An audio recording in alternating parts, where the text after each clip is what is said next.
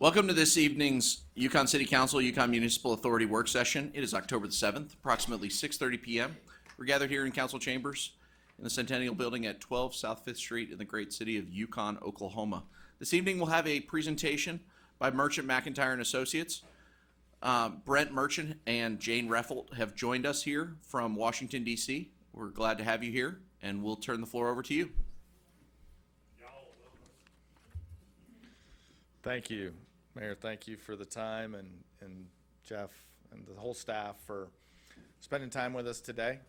We've had a fantastic day of touring around and seeing some of the things we've been working on, and also having discussions about the substantive approaches we're taking to federal funding. So appreciate the time today from leadership and staff at all levels. Ashley, for you as well. And the opportunity to talk with you all a little bit today about what we're doing and what's going on in DC.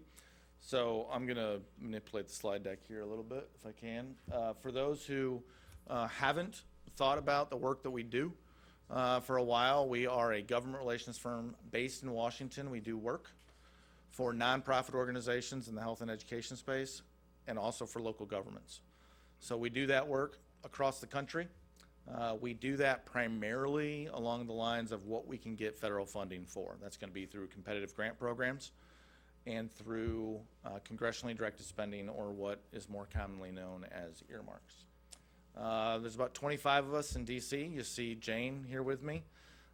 You also have on your team Macy King, and there are others that you probably won't ever see, but are working on different things that we do. So a big team with folks who are spending time on Capitol Hill, and folks who are spending time with agency officials and staff. We like to refer to ourselves as your boots on the ground in DC. We are currently expecting news from the Department of Transportation as it relates to a major grant application that we submitted earlier this year under the Department of Transportation's Safe Streets and Roads for All grant program.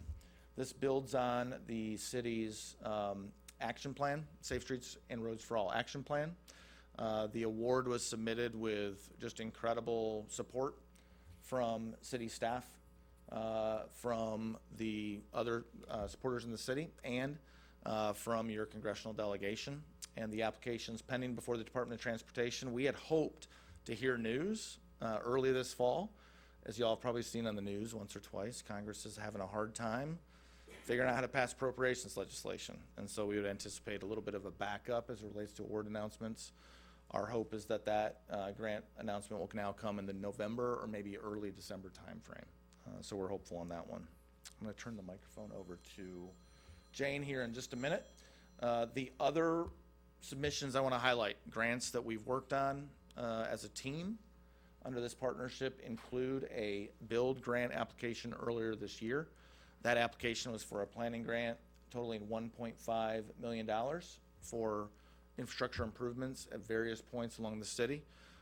A big portion of our day and our time together today was spent reconfiguring what we think is most important, most critical to the city's future, the city's economic growth and development, to ensure that grant program, as we move it forward later this year in the November to December timeframe, that project is even more competitive in the review process, and it can come to award when we submit, likely in January. And then on the congressionally directed spending side, we also helped submit last year a project for the Cornwall intersection project. It was submitted to Congresswoman Bice, and she selected it. And it was included in the House Appropriations Bill at $3 million. Unfortunately, none of these congressionally directed spending funding projects were passed because Congress did not pass a budget last year. So that was disappointing, but out of our control nonetheless. And then this past spring, we resubmitted the Cornwall intersection project to both Senator Mullen and Congresswoman Bice.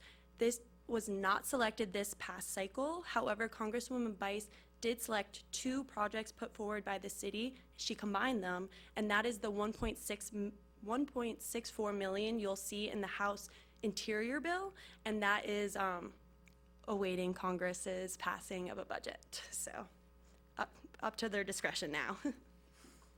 The point that I made to the mayor and to Jeff earlier today that I want to make sure everybody has I think a good sense of as well is the fact that we are doing our work with city staff and city leadership in advance of grant opportunities being released.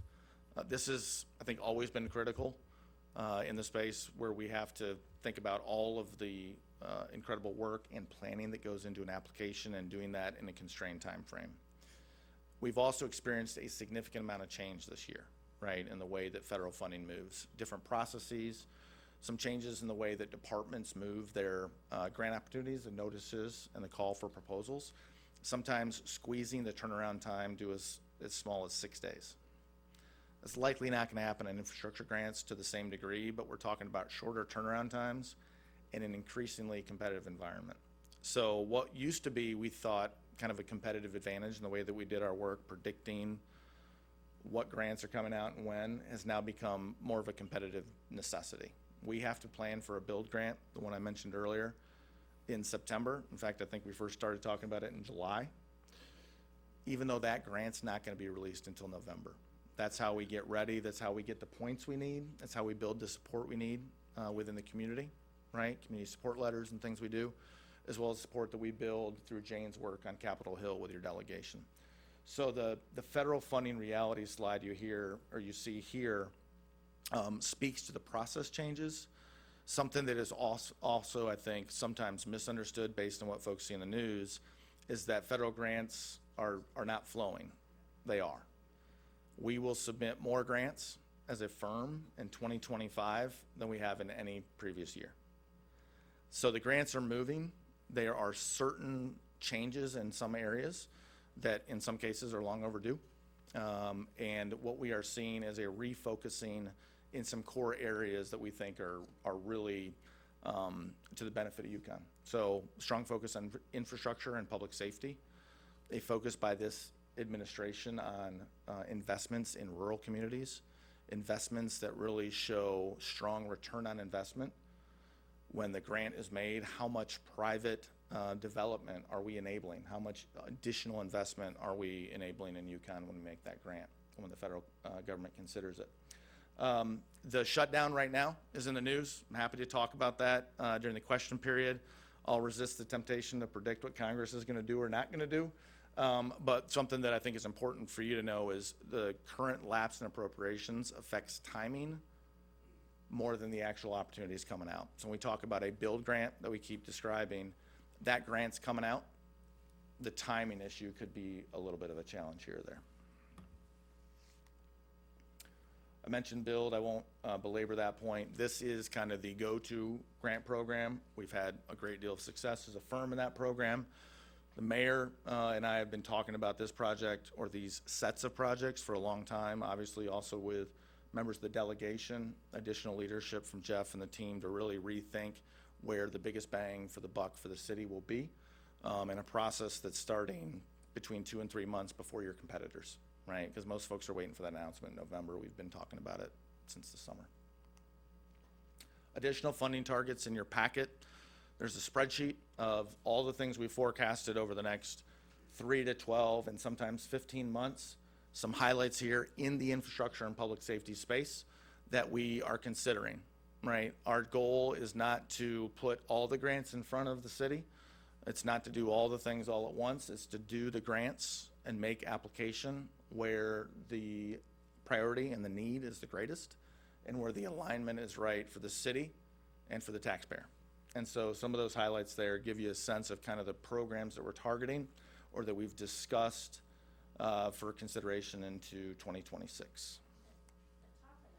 The bottom one I especially love, but would we even qualify for those because it says rural?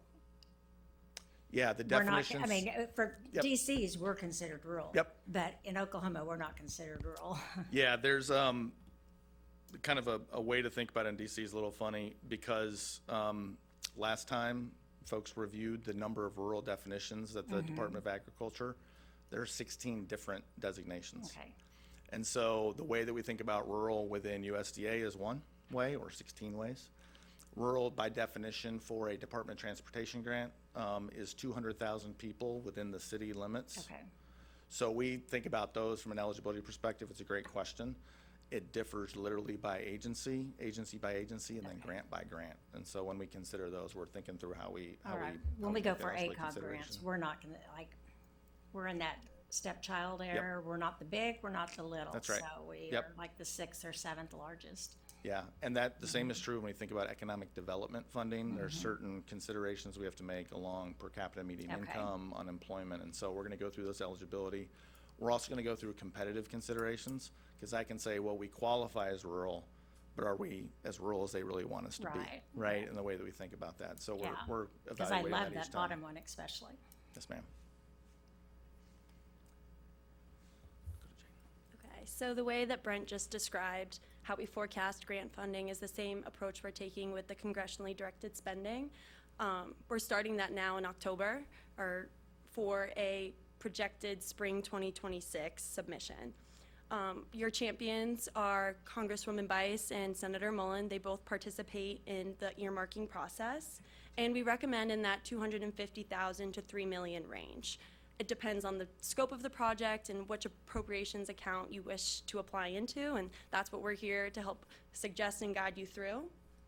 And something I really want to note is the continued relationship building with Congresswoman Bice and her team.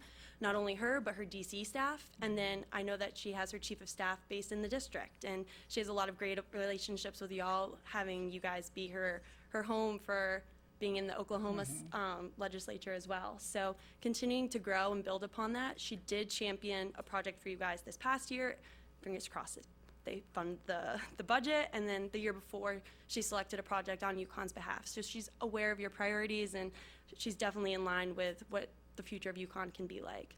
Moving forward, I'm excited for us to be having this conversation now in October, because we can start to have coordinated strategic responses for projects moving forward and having one request on behalf of all of Yukon. Rather than a bunch of different projects, we can kind of come together and see what maximizes funding to totally help your entire community. So that's something we're excited to be starting now versus, let's say, a week before submission time in the spring. So we're excited to kind of have a back and forth and take questions. It's an incredible investment of time and effort council's made, right? At the leadership level, through the staff level. The commitment we see from staff, commitment we see from Jeff and his leadership is not what we always get. And that enables us to do what we do better. I think sometimes folks will come to us and they think we had a good idea, we wrote it on a napkin, they're gonna go behind a curtain, do some magic, and we come out with a big grant. And it's not how it works. And the investment of time and effort we see at all levels has reflected that really well. So I think also, Brent, our relationship with Merchant McIntyre really began under the leadership of Mayor Selby. And I think it's important to recognize that in and out of political cycles, even within our city, this is an important thing to sustain, to have professional, constant representation that shares the voice of Yukon with our congressional delegation. We can share it here in district, but we can also share it in DC, and I think that's in and out of our council over the long haul. That's what we want to see from the leadership, is sustained effort, not any gap.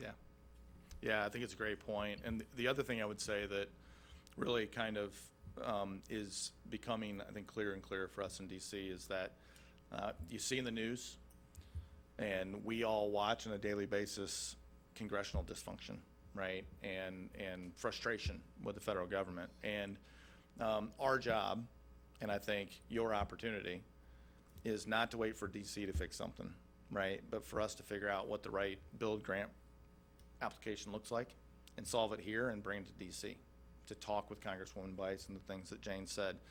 The ideas and the folks who know how to do what Yukon needs to have done are here, are y'all, right? And the folks that you represent. And so the investment of time and effort enables you to do that in a way that we think is increasingly frankly, the only way to do it, planning ahead strategically. So happy to take questions and have a discussion about any of the different priorities or things that are on your mind, but just want to again affirm the investment and commitment and assure you that we're working hard as your boots on the ground in DC. Yeah, I think to begin, we'll take any questions from council members.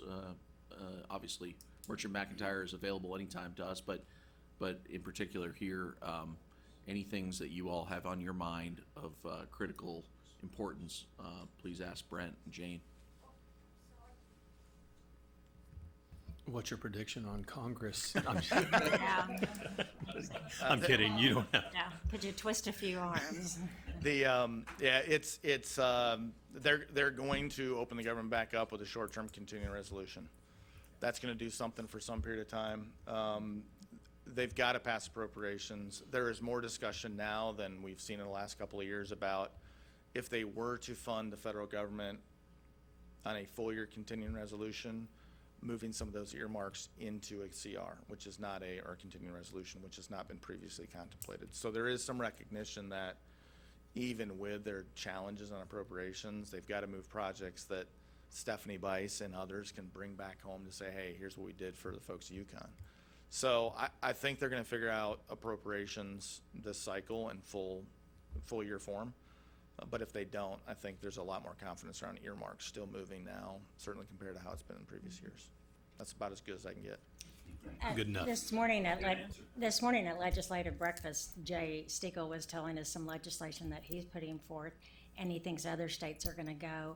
And the wording is basically, you don't do a budget, you don't get paid. They don't get paid.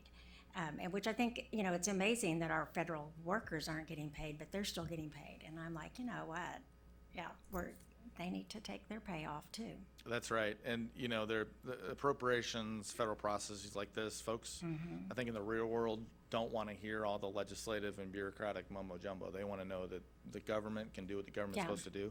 They want to know that on October 15th, our servicemen and women are going to get paid, right? And our other employees. And so I think that date is going to be a bit of a push for them. But from our perspective, even with a continuing resolution, we know certain programs are going to move based on what our team does on the Hill, understanding what's in appropriations or what's in a continuing resolution and in prior year funding, which allows us to predict as best we're able. We're going to tell Jeff or the mayor, we're going to tell the team, hey, we think this program is worth doing, but we're not sure about the funding future of it. That might mean we put it on the table for a while, right? And focus on the things we know. Thank you for your work. Yeah, thank you.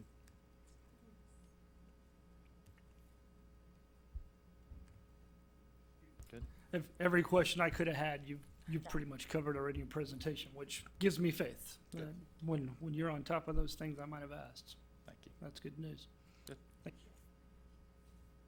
So outside, obviously, our focus has been very heavy on the transportation side and also on infrastructure on the earmark side, our wastewater treatment plant, and that infrastructure was included.